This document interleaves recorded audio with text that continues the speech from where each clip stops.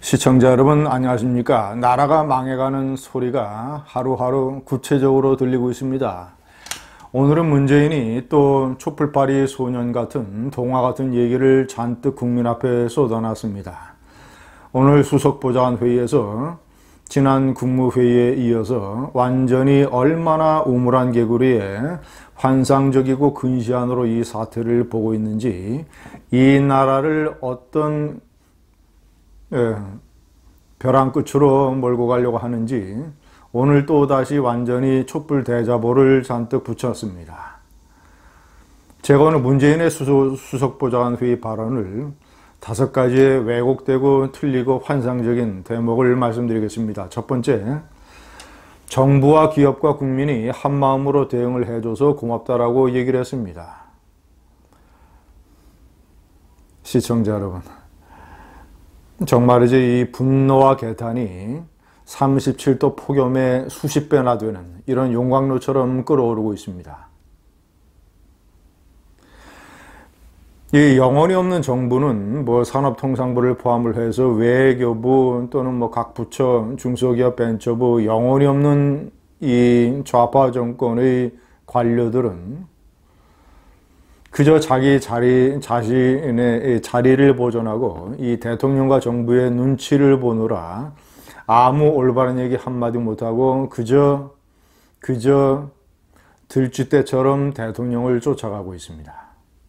기업들은 정말 속에서 용광로처럼 끓는 분노를 삼키면서 대통령 하나 잘못 뽑아서 기업이 이런 생고생을 하게 됐다고 정말이지 속으로 피눈물을 삼키면서 이 위기를 헤쳐나가려고 몸부림치고 있습니다. 왜 멀쩡하던 기업들이 일본의 수출 규제에 이런 식의 생고생을 해야 됩니까? 완전히 술 취한 가장이 집에 들어와서 세간살이를 다 때려부시고 창문을 다 부수고 온갖 냉장고, 세탁기, 텔레비전 다 던져버리는데 이 집 밖에 갈 데가 없어서, 이 세간살이밖에 의존할 데가 없어서 그나마 남아있는 전기밥솥으로 밥을 해 먹어야 되니까 그저 이 주폭가장을 참아내는 불쌍한 가족들처럼 기업들은 이 위기를 하루하루 버텨나가고 있습니다. 국민들, 얼마나 많은 무지몽매한 국민들이, 저는 정확한 비율은 모르겠습니다만은 문재인을 찍었건 안 찍었건 얼마나 많은 이 무지몽매한 국민들이 이 선동방송, 문비어천과 물개박송의 이 좌파 편향 선동방송에 놀아나고 있습니까? 그렇지 않은 깨어있는 많은 국민들, 이 사태를 제대로 직시하고 있는 이런 국민들은 정말이지 국회의원 수가 3분의 2만 돼도 탄핵 소추를 할 텐데, 물론 모르겠습니다. 이 좌파 헌법재판소에서 어떤 판단을 내릴지 어쨌거나 이 자유우파 세력이 3분의 2만 가지면 탄핵 소추를 해볼 텐데 그러지도 못하고 하야하라고 아무리 외쳐도 하야도 하지 않고 이런 대통령이 나라를 망치는 것을 눈뜨고 봐야 되는 많은 국민들, 지난 4.3 재보선 때 드러난 민심 위반, 저는 여론조사보다 4.3 재보선 결과를 믿습니다. 그때 나타난 이 무서운 민심 위반의 민심이 침묵하는 다수가 돌멩이를 들지 않는다고 해서, 침묵하는 다수가 청와대로 뛰쳐 들어가지 않는다고 해서 이 대통령이 저런 교원 영색으로 무슨 정부와 기업과 국민이 한마음이 돼서 고맙다는 식으로 국민의 눈과 귀를 가리고 무지몽매한 일군의 들쥐떼 국민들을 이끌어가고 있습니다. 두 번째, 남북평화경제가 실현이 되면 단숨에 일본을 따라잡는다고 얘기를 했습니다. 아니나 다를까 예상한 대로 북한을 끌어들이기 시작했습니다. 이것을 교묘하게 남북교류, 남북협력, 남북평화경제 어쩌고저쩌고 이런 운운하는 것에 맞춰서 또 북한 평화 이런 단어만 들으면 또 흥분하는 일군의 이런 바보 같은 친문재인 국민들을 또 호도하고 있습니다. 시청자 여러분, 이거 새빨간 거짓말입니다. 왜냐? 첫째는 일본에 우리가 뒤지는 것이 일본에 문재인이 얘기한 것처럼 일본의 내수 시장이라든가 경제 규모 그런 것도 있지만 그런 것이 중국은 그렇지 않습니까? 현재 작금의 경제 위기는 제조업의 격차, 우리에게 필요한 핵심 소재, 부품, 장비 산업을 일본이 틀어주고 있다라고 하는 기술력의 격차, 제조업 경쟁력의 격차 때문이지 내수나 인구, 경제 규모는 부차적인 문제입니다.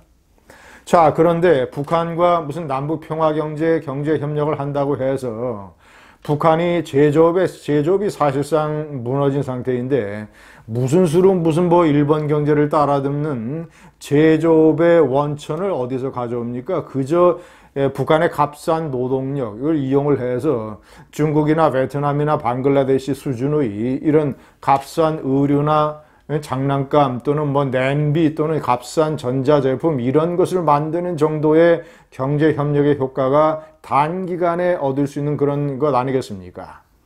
그리고 자금도 큰 문제입니다. 독일이 통일할 때 서독의 경제 규모가 동독의 9배 정도 됐습니다. 격차가 동독의 1인당 국민소득이 서독의 3분의 1 정도는 됐습니다. 그 정도의 격차밖에 없는 나라도 통일 비용, 일단 통일을 해서 10년 내에 이 통일 대상 국가의 경제 수준을 흡수하는 나라의 경제 수준의 중하위권 정도로 끌어내는 데 필요한 비용, 통일 비용, 10년간의 통일 비용이 동독이 1조 마르크가 들 것으로 예상을 했는데 2조 마르크가 들었습니다. 950조. 많은 경제 전문가들, 외국의 경제학자들은 남북한 같은 경우에는 경제 격차가 크기 때문에 지금 북한의 1인당 GDP가 남한의 25분의 1도 안 됩니다. 서독과 동독의 경제력 차이의 8배, 9배가 되는 것입니다. 자, 그러면 그런 정도의 경제를 10년 내에 한국의 중하위권으로 끌어올리기 위해서는 지금 많은 경제학자들의 추산이 1000조, 2000조 정도 들어갈 걸로 보고 있습니다. 2000조면 대한민국의 4년치 예산입니다. 아니, 그런데 독일보다도 사정이 2배, 3배, 4배 더 열악하고 상황이 어려운데 무슨 당장 남북교류 경제협력을 하면 단숨에 일본을 따라잡는다고요? 이거 대국민 사기입니다. 사기도 아주 정말이지 이거는 중대한 사기입니다. 왜냐? 경제적인 통계가 다 나와 있기 때문에.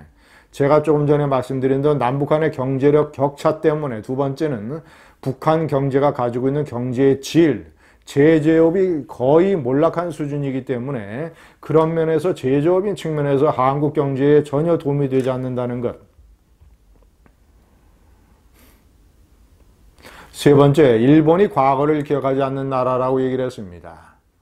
한때는 일본이 그랬습니다. 일본이 태평양 전쟁에서 저지른 범죄라든가 이런 것을 제대로 인정하지 않냐고 망언을 일삼아서 한국, 중국을 포함한 아시아 국가들의 분노를 초래한 적이 있었습니다. 그러나 최근 들어서 일본의 망언은 많이 줄어들었고 가장 최근의 간나오토 다마라든가 또는 하시모토 다마를 포함한 2009년, 2010년에 이르러서 구체적으로 태평양 전쟁과 이 식민 지배에 관한 일본의 공식적인 사죄와 반성이 여러 차례 표명이 됐습니다.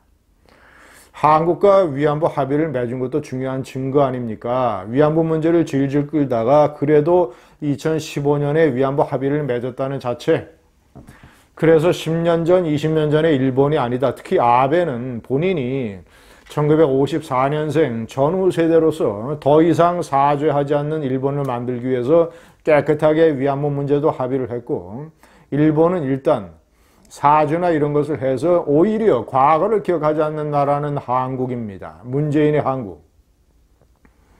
위안부 합의와 65년의 한일 청구권 협정을 완전히 뒤엎어버리는, 과거를 깡그리 무시하는 일종의 치매증 환자의 나라가 한국입니다. 네 번째, 대한민국이 도덕적 우위가 있다고요?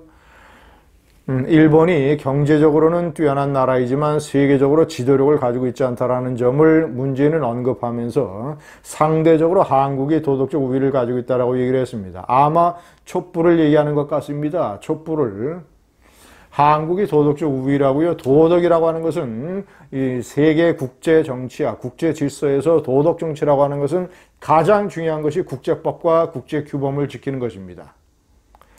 그런 의미에서 일본이 한국보다 3배, 4배 뛰어난 도덕국가이고 한국의 이 문재인 좌파 정권은 형편없는 그런 면에서 불량국가입니다. 5번째, 신산업 분야와 신남방 정책이 활로라고 얘기했습니다. 저런 얘기를 하는 오늘 신산업 분야가 몰려있는 코스닥이 6%나 폭락을 했습니다. 신산업 분야, 미래 먹거리의 대표적인 원자력 발전을 이 문재인이 도끼로 때려 부수고 있습니다. 각종 첨단 벤처 소재 산업은 이 정부의 문재인 좌파 정권 공무원들의 규제로 올가미가 씌워져 있습니다. 신남방 정책이 활로라고요. 아세안 국가에서 일본이 가지고 있는 엄청난 제조업 기술이 그들 나라에서 우리가 얻을 수 있습니까? 1965년 국교 정상화 이래로 한국이 이만큼 경제적으로 발전한 것도 일본의 제조업 기술을 이웃 나라이기 때문에, 가까운 나라이기 때문에 쉽게 우리가 얻을 수 있었기 때문에 이런 식의 경제 발전을 가져올 수 있었습니다.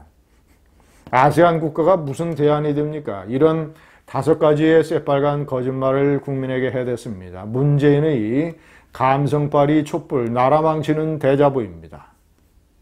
감사합니다.